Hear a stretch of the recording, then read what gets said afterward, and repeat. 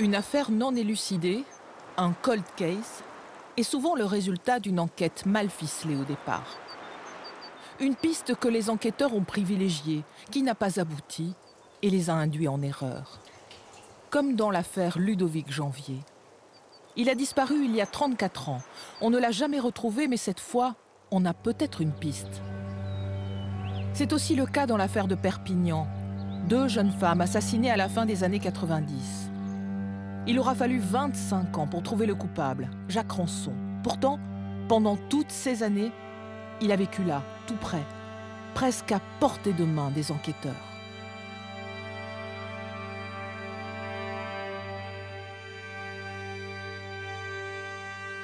En Isère, dans l'affaire du petit Ludovic Janvier, Marilyn, sa mère, Jérôme, son frère aîné, et Virginie, sa petite sœur, reviennent sur les lieux de l'enlèvement. À Saint-Martin-d'Air, dans la banlieue de Grenoble. Ça a changé, hein. Il y avait quelque chose, là. Ouais, le bureau à tabac était là, il n'y est plus. Vous n'êtes pas revenu depuis quand? Oh, depuis 30 et quelques années.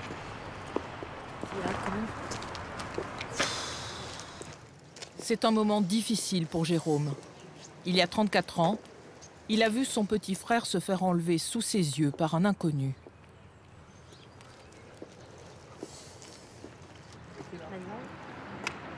C'est là qu'il nous a arrêtés. Tu vois, dans le là, au moins là, c'est un peu caché. Et nous, on était là. Et regarde, de la maison. La famille habitait alors à peine à une centaine de mètres du lieu de l'enlèvement. En fait, on est parti d'ici. Il y avait un portail, là. Ensuite, on a traversé la route. On était 3, oui. Il y avait moi, Ludovic et Nicolas. Vous aviez quel âge tous les 3? Moi, j'avais 7 ans et demi, Ludovic avait 6 ans et demi. Et Nicolas... 1 an et demi. 1 an et demi. C'est au retour qu'il nous attendait là, en fait. Qui? Le monsieur. Il vous a dit quoi? Et il nous dit, j'ai perdu mon chien loup, si vous m'aidez à le chercher, je vous achèterai des bonbons. Et de là, il dit, toi et ton petit frère, vous partez de ce côté-là, et moi et ton autre petit frère, on part de l'autre côté. J'ai laissé partir.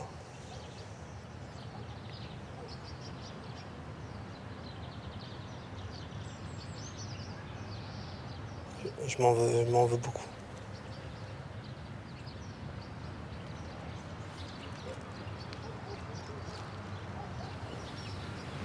Jérôme et ses 2 petits frères allaient au bureau de tabac chercher des cigarettes pour leur père lorsqu'ils sont tombés sur le ravisseur.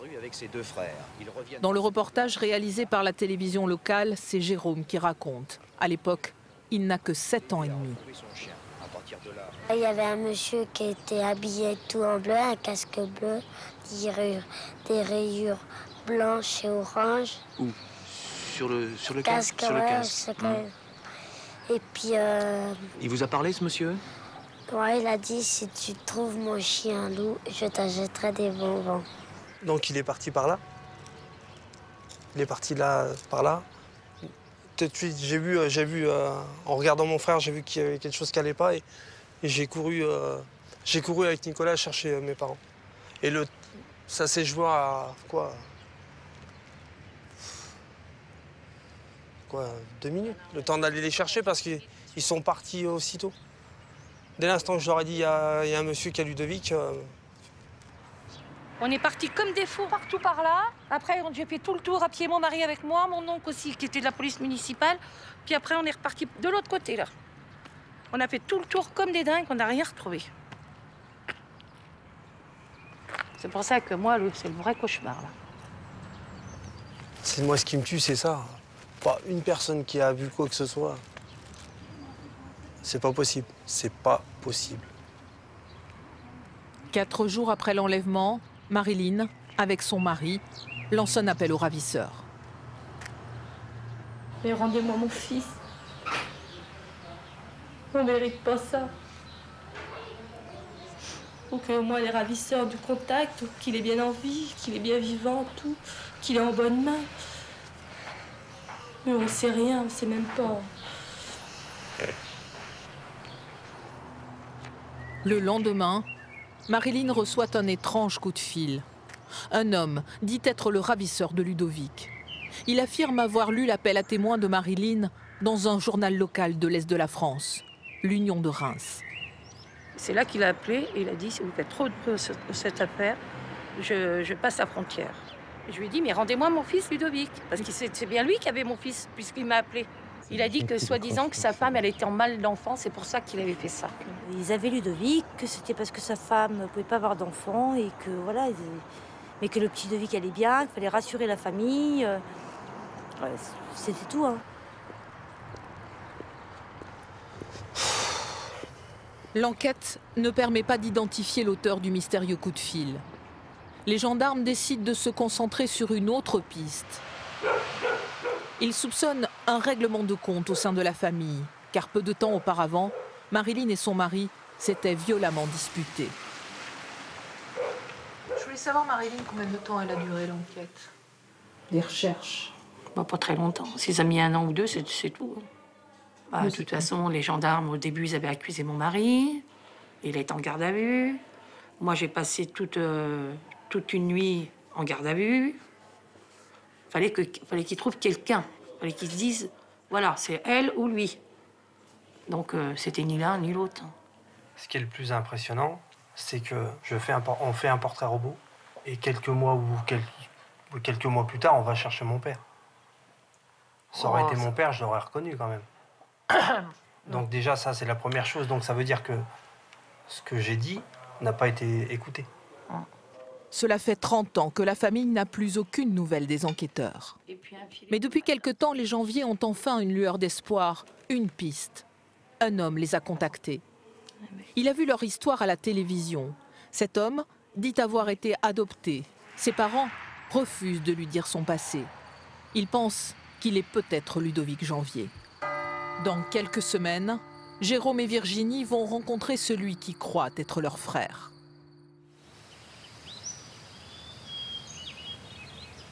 L'histoire de Ludovic Janvier n'est qu'un dossier parmi d'autres. L'une de ces innombrables enquêtes non élucidées qui encombrent depuis des décennies les archives des tribunaux. À Perpignan, une autre affaire est en passe de trouver son épilogue. C'est l'un des plus grands faits divers de France. Il y a 20 ans, dans le quartier de la Gare, 2 jeunes filles ont été assassinées. En décembre 1997, Mokhtaria Chaïb, 19 ans. En juin 1998, Marie-Hélène Gonzalez, 22 ans. Toutes 2 seront découvertes sur des terrains vagues, mortes, mutilées. C'est le début d'une enquête hors norme. Elle va durer 17 ans.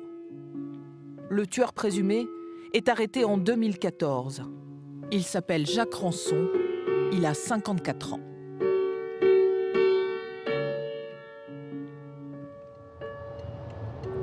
Étienne Nicolo est depuis le début l'avocat des familles des jeunes filles. Ce que j'en retiens, c'est qu'il ne faut jamais baisser les bras.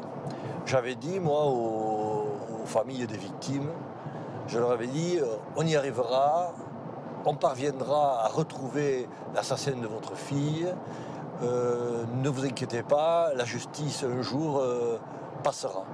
Et aujourd'hui, c'est vrai, on a retrouvé celui que l'on qualifiait de tueur de la gare de Perpignan, c'était Ranson. La première fois qu'Étienne Nicolo a rencontré Jacques Ranson, c'était il y a 1 an, lors de la reconstitution du meurtre de Marie-Hélène Gonzalez. C'est un homme qui a l'air d'un nounours, qui n'a pas l'air impressionnant. Sauf que, et c'est quand il sourit, paradoxalement, qu'il fait le plus peur. Quand il a refait les gestes qu'il avait eus au moment de tuer Marie-Hélène, il me faisait peur. Et je n'imaginais pas qu'un homme puisse, sans aucune retenue, avec au contraire une certaine satisfaction, je ne dirais pas jouissance, mais presque, refaire des gestes horribles commis 15 ans plus tôt. Les experts psychiatres n'ont relevé chez Jacques Rançon aucun sentiment de culpabilité.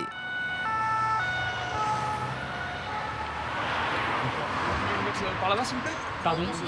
Voilà. Ce jour-là, Maître Nicolo va le rencontrer pour la deuxième fois. Jacques Rançon est extrait de sa cellule pour procéder à la reconstitution du meurtre de Mokhtaria Chaïb. C'est une étape incontournable de la procédure. Tous les acteurs du dossier, policiers, avocats, magistrats, sont convoqués. À la nuit tombée, dans une enceinte fortifiée au beau milieu de Perpignan, à l'écart des regards et loin des caméras, la justice essaie de comprendre le déroulement de cette soirée du 21 décembre 1997, lorsque la route de Jacques Rançon a croisé celle de Mokhtaria Chaïb. Quelques jours plus tard, Mohamed Chaïb, le frère de Mokhtaria, a rendez-vous avec Maître Nicolo.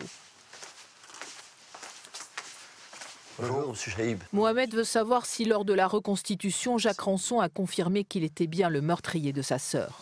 Oui, on ne s'était pas vu depuis avant la reconstitution. Exactement. Et bon, la reconstitution, c'est vrai que je vous avais déconseillé d'y venir. Je pense que je ne regrette pas de vous avoir donné ce conseil-là, parce que ça s'est passé comme on pouvait l'imaginer. Favorablement pour nous, dans la mesure où cet homme a refait l'intégralité des faits qu'on lui reproche, c'est-à-dire qu'il a une nouvelle fois reconnu ce qu'il avait commis, et donc il n'y a pas de problème. On a reconnu que c'était un monstre, un barbare, quoi.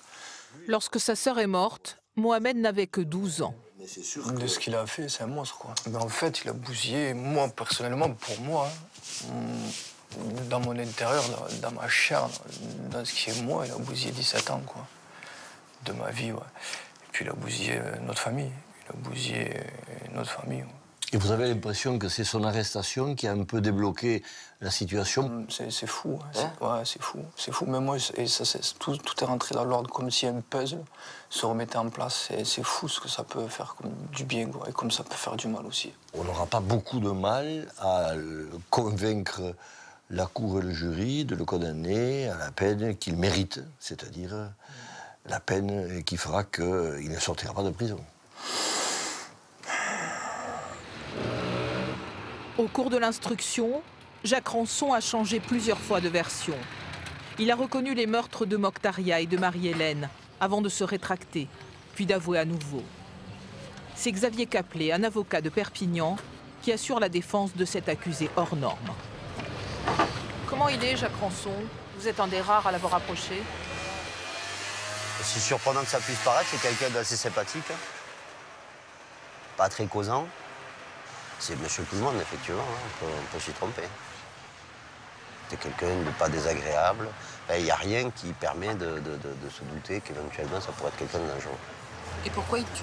Lui, personnellement, il n'arrive pas à l'expliquer. Pour lui, c'est des pulsions, c'est pas trop. Des moments,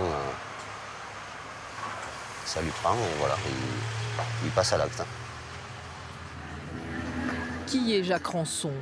Comment, pendant 17 ans, a-t-il réussi à mettre en échec la justice et la police de Perpignan?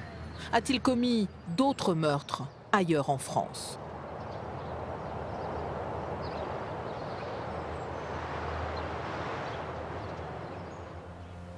Jacques Rançon est né en 1960 au cœur de la campagne de la Somme, dans ce petit village, Aille, 400 habitants. Son père, Hubert, maçon de profession, a eu pas moins de 16 enfants, avec 2 femmes. Viens, ma nénette, viens. La petite fifi à maman. Rançon n'a pas connu ses frères et sœurs, à une exception près, Denise, l'une de ses demi-sœurs, 21 ans de plus que lui. Ils ont vécu tous les deux dans la maison familiale au village, mais pas en même temps. Il était gentil et bon cœur. Il avait bon cœur, mais il y avait quelque chose derrière lui. Je sentais dans lui, je ne suis pas une psychologue, hein, je sentais dans lui qu'il y avait quelque chose qui n'allait pas. Est-ce qu'il a voulu se venger de ses parents? qu'il voulait se venger de ses parents, surtout de sa mère. Pourquoi? Parce que sa mère le battait. Dans les années 60, les Rançon n'habitent pas une maison en dur comme tout le monde, mais une cabane en bois comme celle-ci. Et à l'époque, elle est déjà dans un piètre état. Elle date de la Première Guerre mondiale. Il y avait des rats, des champs qui venaient dans notre maison, la nuit. Quand on bougeait notre pied, le rat il sautait par terre. Et on dormait avec des rats. Nous étions très très malheureux. Combien de fois quand mon père partait qu'il rentrait sous, nous on couchait dehors. Parce qu'on en avait tellement peur qu'on partait. Il fallait qu'on s'en aille. Ma mère, elle partait avec nous. Hein.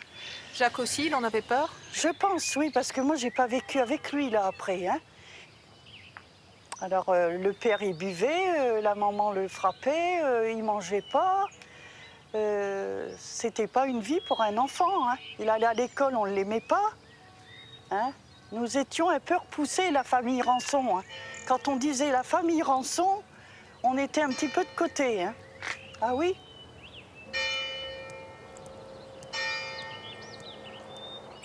Jacques Rançon va peu à l'école et fait beaucoup de bêtises.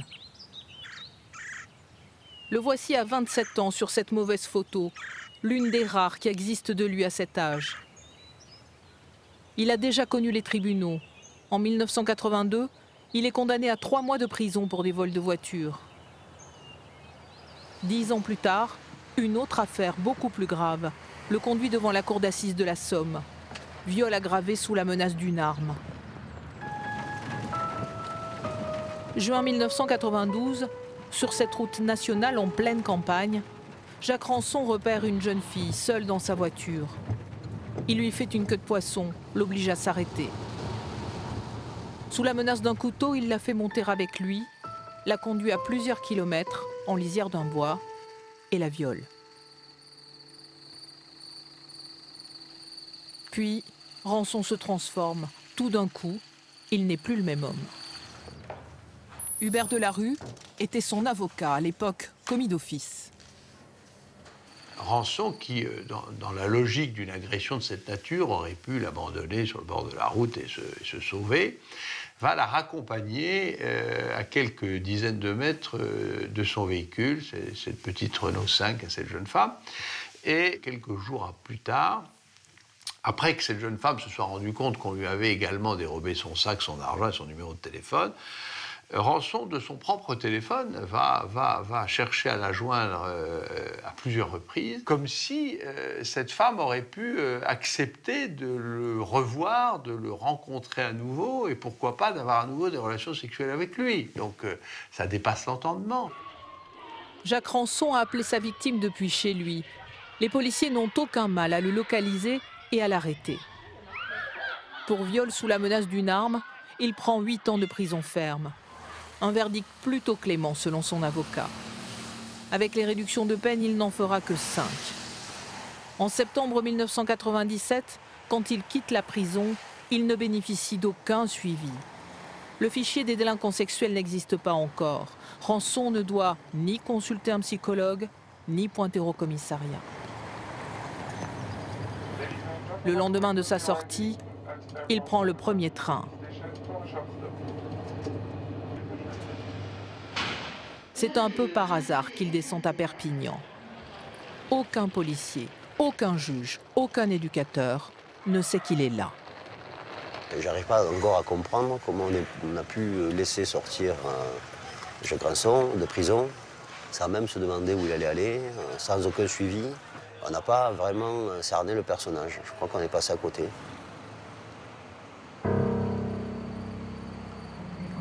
En arrivant à Perpignan, Jacques Rançon prend une chambre dans ce petit hôtel en face de la gare. 2 mois plus tard, un soir de décembre, il sort se promener à pied, prend la première rue à gauche, marche environ 1 kilomètre.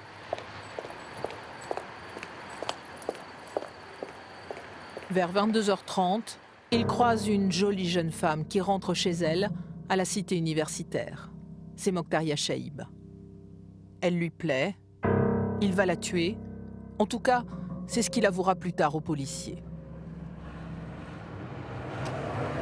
À la police judiciaire de Perpignan, c'est Jo Belmont, un vieux routier de la criminelle, qui est chargé de l'enquête avec plusieurs de ses collègues. Il n'est pas prêt d'oublier ce matin du 22 décembre 1997, où il est appelé pour la première fois. Un voisin vient de prévenir le commissariat. Une personne donc, a ouvert les volets de sa villa qui habite là dans les abords. Et en ouvrant les volets de sa villa, elle a trouvé elle a vu qu'il y avait un corps qui était au milieu d'un terrain vague qui était juste en face. Aujourd'hui, le terrain vague n'existe plus. Depuis, à cet endroit, on a construit une résidence. Quand nous sommes arrivés sur les lieux, il y avait deux choses qui nous ont choqués. Premièrement, c'était les découpes de la jeune fille. C'était vraiment horrible au niveau des découpes. Et la deuxième chose qui m'a choqué, c'est sa position, c'est la façon dont elle avait été mise. C'est-à-dire qu'elle avait été mise sur le terre-plein, face au ciel, les bras en croix, les jambes écartées. Il y avait une mise en scène. Une mise en scène et bon. Les découpes du corps ont été faites avec précision. Pour les experts, pas de doute, c'est du travail de professionnel. Un boucher, un chirurgien peut-être. Dès le début, ce constat va orienter l'enquête dans la mauvaise direction.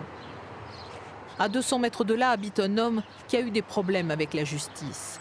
C'est un Péruvien, déjà condamné pour exercice illégal de la médecine. Il s'appelle Palomino Barrios.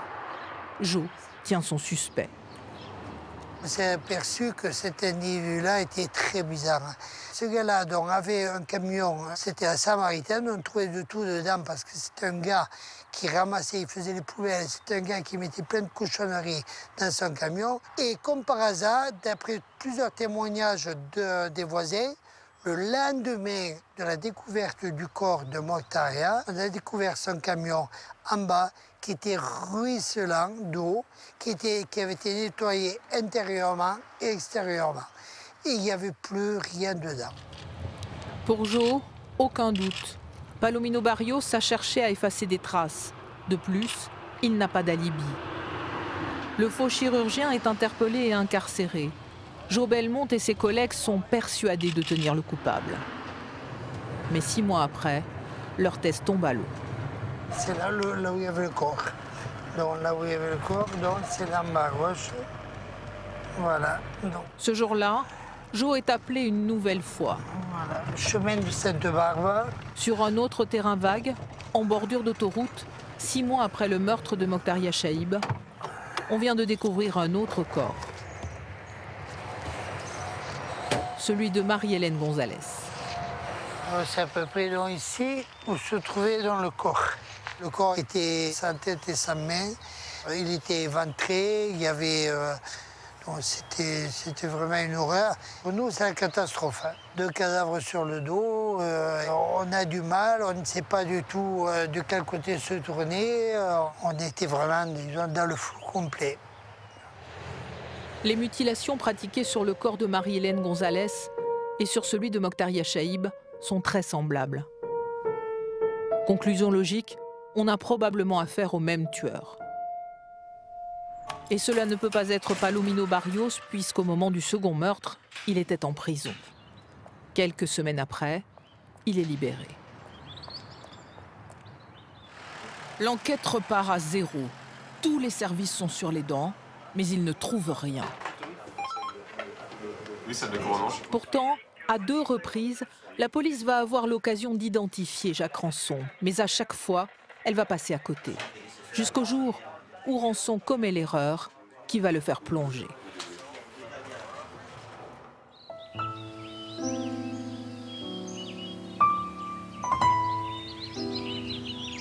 Dans l'Isère, l'affaire du petit Ludovic Janvier, disparu en 1983, vient de connaître un coup de théâtre.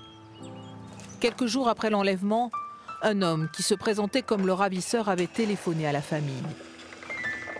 33 ans plus tard, c'est un autre coup de fil qui fait rebondir l'affaire. Virginie, la petite sœur de Ludovic, est contactée par un homme qu'elle ne connaît pas. Il vient de voir un reportage sur la disparition de Ludovic. Au mois de juillet, j'ai reçu un coup de téléphone chez moi. Et là, une personne se nomme, me raconte un peu son histoire, me dit que c'est pas son histoire, qu'il a été adopté, que peut-être que oui, ça pourrait être mon frère. Je lui ai demandé de m'envoyer des photos. Donc celle qui m'a fait un peu plus penser, ça serait celle-là, avec celle-ci. Donc ça, c'est mon frère Ludovic. Ça, c'est la personne qui se dit être peut-être... elle se dit même pas, elle sait pas son histoire. Elle n'est pas sûre. Je lui ai juste colorié les cheveux comparé à l'autre photo sur mon téléphone. Et qu'est-ce que vous en pensez de ces photos? Je ne sais pas. Peut-être que...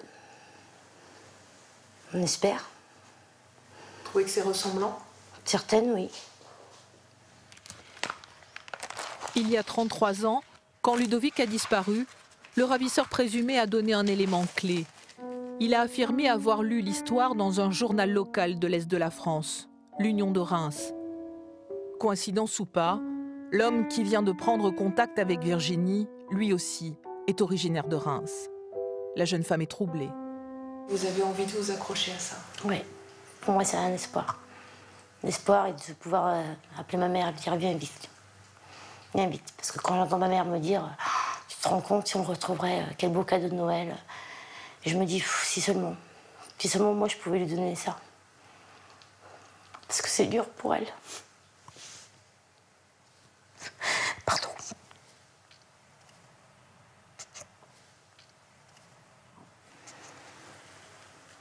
Pour savoir si l'homme est bien son petit frère disparu, la justice va comparer son ADN à celui de la famille Janvier. En attendant les résultats, Virginie et l'homme de Reims se parlent régulièrement par téléphone. Ouais. Ouais, ça va? Bon, toujours pas de nouvelles? Non. Non, toujours rien, ouais, bah, ce que je me suis dit aussi. Ah bon? T'as peur? Ouais, un petit peu d'appréhension. Ouais, mais faut pas, on verra bien. Comme je t'ai déjà dit, seul le test nous dira. Tu sais ce que je t'ai dit, il y a des jours j'y crois à 95%, des jours à 10, des jours à 20. Voilà, bah, exactement. Je suis comme toi en fait. Oui, voilà. Ça a été ta journée de travail? Ouais, non, comme je dis, quand je suis au boulot, ça va. Au boulot, ça va toujours. Je suis bien content d'arriver le matin au boulot, boire mon petit café, et puis hop, après... Parti. Bon, de toute façon, écoute, on verra bien. Moi, si j'ai du nouveau, je te rappellerai. Oui, à tout à l'heure. À tout à l'heure. Mais vous avez une vraie relation tous les deux? Oui, une relation de confiance, je pense. Il a confiance, j'ai confiance. Enfin, je sais que ça aurait été un traquenard, je l'aurais ressenti. Parce que ça pourrait être un usurpateur. Voilà. Non, mais là, non, enfin, je pense pas. Il m'aurait pas dit, pas raconté son histoire comme ça. Il m'aurait pas dit, je sais pas, je veux pas vous faire du mal. Il voulait nous préserver. Je crois son histoire. Maintenant, je crois pas que ça soit... Je peux pas dire 100% que c'est mon frère, je sais pas. J'aimerais savoir. Après 34 ans d'attente, Virginie va enfin rencontrer celui qui est peut-être son frère disparu, Ludovic. Ils se sont donné rendez-vous à mi-chemin entre chez eux et chez lui, au cœur de Paris.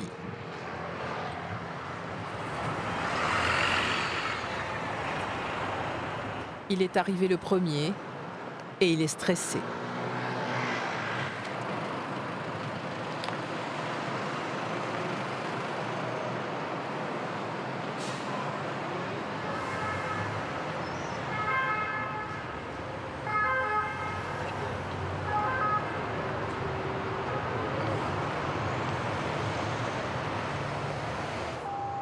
Oui. Bienvenue. Enchanté. Bonjour. Bonjour. Tous trois ne sont pas très à l'aise. Alors, on va se mettre par là.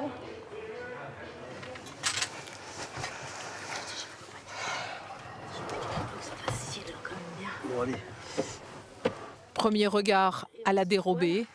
Jérôme et Virginie sont déçus. L'homme est moins ressemblant qu'ils ne pensaient, même s'il a, comme ils disent, un air de famille. Moi, il y a des photos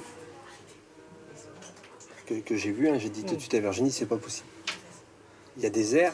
Ça, on peut pas l'enlever. Il y a des airs. Son air de chien.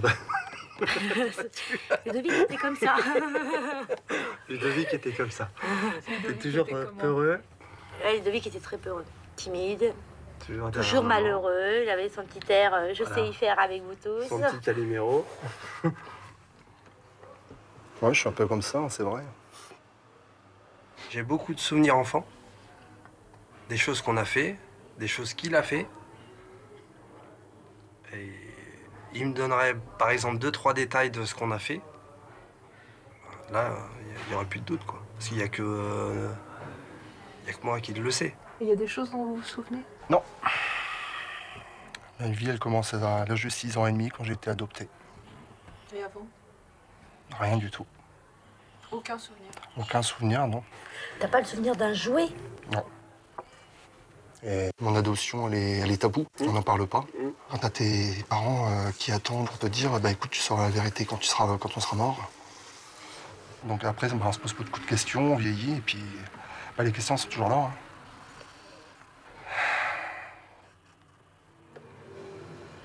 Voilà.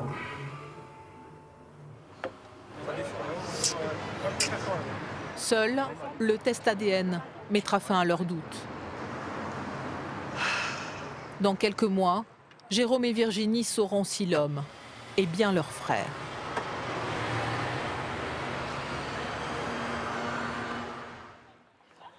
À Perpignan, il y a 17 ans, cette femme a réussi à sauver in extremis une autre victime de Jacques Ranson. Et elle a bien failli le faire arrêter. Mais un dysfonctionnement entre services de police a tout fait capoter. Nous sommes le 9 mars 98, tout près de la gare, rue de Belfort. C'est le début de la soirée. Marilyn vient de rentrer chez elle. Le jour de l'agression, j'étais à l'intérieur en train de préparer la popote, comme on dit. Il était quoi, 20h, 20h30 à peu près. Et j'ai entendu des cris, des hurlements. Je sors de chez moi, ben je regarde, j'entends les cris. Et donc, je me précipite sous le porche. Voilà.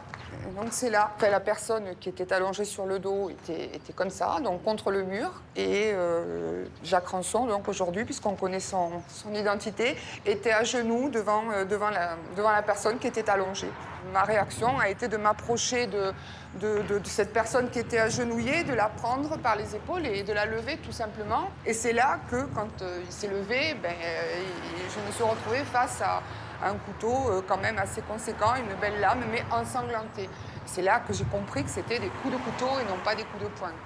Il s'est levé, j'ai vu le couteau et puis s'est sauvé donc, dans la rue d'à côté. Quand je suis arrivée, forcément, il n'a pas dû m'entendre. Et il y avait un tel acharnement, les coups qu'il donnait, c'était vraiment, je veux te finir, je veux te tuer, je veux que, voilà, je veux pas que tu parles, je veux plus que tu existes. La victime, une jeune femme de 19 ans, a été très grièvement blessée, éventrée. Elle est passée à 2 doigts de la mort. 15 ans plus tard, au moment de l'arrestation de Jacques Ranson, la jeune femme reconnaîtra son visage à la télévision et Ranson avouera les faits. Mais en mars 1998, la justice rate une belle occasion de l'arrêter. À l'époque, à en croire plusieurs acteurs du dossier, le procureur commet une erreur majeure. Il ne fait aucune relation entre le meurtre de Mokhtaria Chaïb et cette agression au couteau d'une extrême violence, commise pourtant encore une fois dans le quartier de la Gare. Bizarrement, l'enquête n'est pas confiée à Jo Belmont, mais à une autre unité de police, celle dans laquelle travaillait Max Heldin. L'endroit exact, c'était 10 avenue de Belfort, c'est-à-dire ici. On pouvait penser qu'il habitait pas très loin, puisqu'il est parti à pied. Donc on a pensé faire un cercle d'environ 800 mètres. Et nos recherches, c'était quoi? Tout simplement le porte-à-porte. Vous avez fait du porte-à-porte sur toute cette Absolument, absolument. L'agression a eu lieu devant le 10 rue de Belfort. Jacques Ranson habitait au 49 bis, à 70 mètres de là exactement. On a certainement dû frapper chez lui. Alors, est-ce qu'il nous a répondu ou pas? Je n'en sais rien. Si ça se trouve, il rigolait, il nous regardait. Il était à 70 mètres. Hein, c'est presque sûr, oui. On était sous son nez. Avant l'agression, Jacques Rançon a engagé une conversation avec sa victime.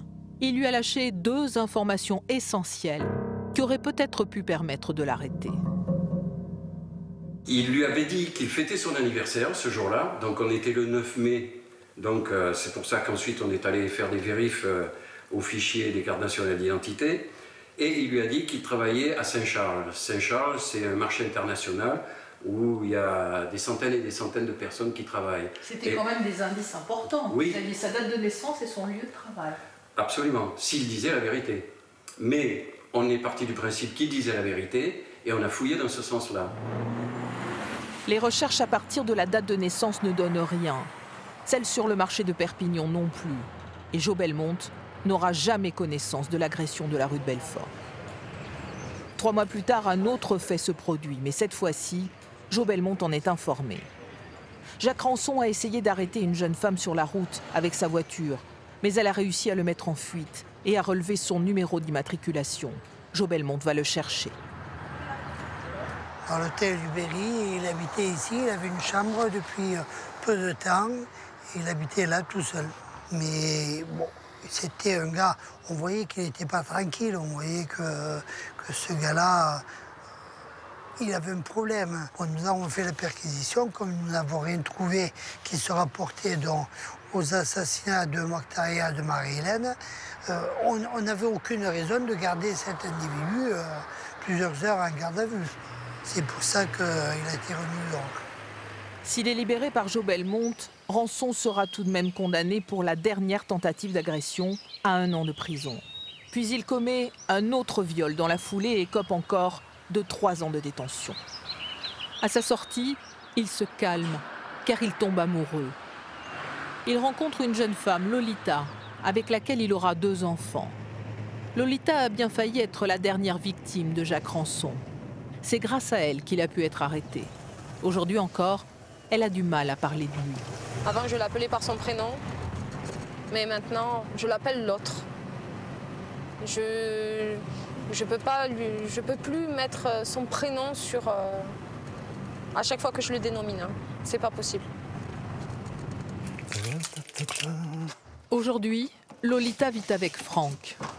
Allez, ouais, mon loulou. Pendant 8 ans, avec Jacques Rançon, elle a vécu l'enfer. Quand elle l'a rencontré, elle n'était qu'une adolescente et n'avait aucune idée de son passé. J'étais très jeune, j'avais 15 ans et demi, 16 ans. Et lui, il avait quel âge? Il avait 44 ans. Les 2 premières années, il a été gentil. Ensuite, il a commencé à montrer son vrai visage. Il a commencé à me lever la main dessus. Et après, ça s'est amplifié. Dès qu'il se mettait en colère, il avait un regard très méchant qui, oui, faisait peur. Et dans son regard, et dans ses gestes. Quand il me frappait, il me disait que s'il me frappait, c'était pas parce que lui, il en avait envie, c'est parce que moi, je le méritais. Quand il était en colère, il partait. Quand il était alcoolisé, il partait. Quand, soi-disant, je l'énervais, il partait. En 2012, Lolita décide de le quitter pour Franck. Et Jacques Rançon devient fou. Un soir, alors qu'ils sont invités à dîner chez des amis, Jacques Rançon agresse Franck et Lolita. Mon véhicule était garé à cet endroit. Il s'est arrêté en travers, comme ça, au niveau du pare-choc. J'en ai d'abord pris à Franck, hop, après l'avoir prévenu, il a essayé de l'agresser. Moi, je me suis mise à courir donc, en cette direction. Et de là, il est descendu avec un couteau, il m'a poursuivi en courant avec le couteau en me disant « je vais te planter ». J'ai eu le temps d'aller me cacher derrière un grand bâtiment, derrière des grandes caisses d'électricité. Là, j'ai vraiment eu beaucoup de chance. Il a vraiment essayé de vous tuer? Il m'aurait attrapé, oui, il n'aurait pas hésité, oui. Il m'aurait tué, oui. Pour l'agression de Lolita, Jacques Rançon est condamné à 6 mois de prison avec sursis et 6 mois fermes. Son ADN est prélevé. C'est la première fois depuis le début de son parcours criminel que Rançon est inscrit au fichier des empreintes génétiques créé en 1998.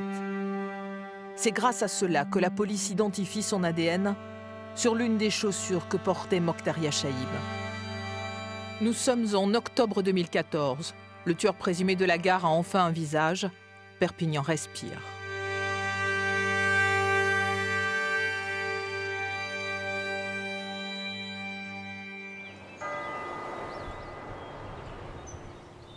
À 200 km de là, dans la famille Janvier, le grand jour est arrivé.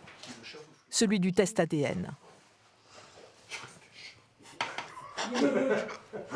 Virginie et Jérôme vont enfin savoir si l'homme de Reims est bien leur frère. Fallait qu'on s'y attende. Un premier test réalisé à la demande des juges il y a quelques semaines a dit que non. Mais la famille n'est pas convaincue. Elle conteste les conditions dans lesquelles ce test a été effectué. C'est pas qu'il n'était pas bon, c'est qu'il n'était pas clair. Donc quand c'est pas clair, il faut que les choses soient claires. Quand c'est pas clair, il faut en refaire un. C'est ce que vous avez décidé de faire. Voilà. D'un accord en accord, tous ensemble, on a décidé de refaire un test ADN. Le test ADN sera réalisé par un laboratoire privé basé en Suisse. Oui, allez-y, je vous en prie. Merci. Ces experts vont prélever l'empreinte génétique de Jérôme et Virginie et celle de l'homme de Reims. Le test coûte 4 000 €. Mais Jérôme et Virginie auront enfin la réponse qu'ils attendent. Je vais bien imbiber de salive en dessous de la langue. D'accord. Je vais frotter sur les joues. D'accord.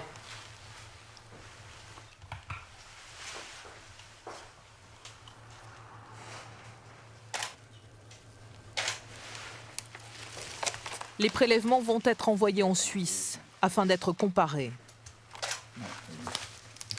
À bientôt, bonne route. Il faudra encore attendre un bon mois avant d'avoir les résultats.